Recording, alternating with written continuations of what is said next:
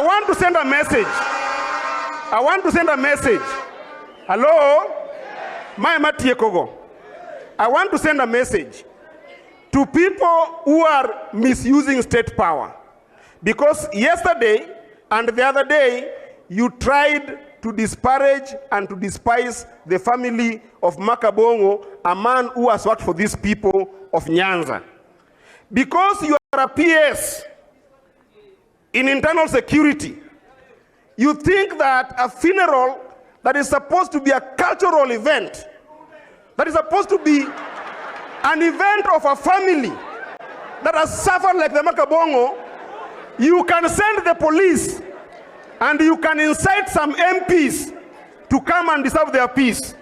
We are telling you that after this funeral, we will meet you, whether you have state power, whether you have got money, we will meet you as the sons of Nyanza.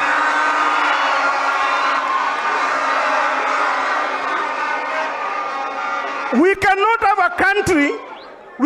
a country where the president and his troops keeps on misusing state power.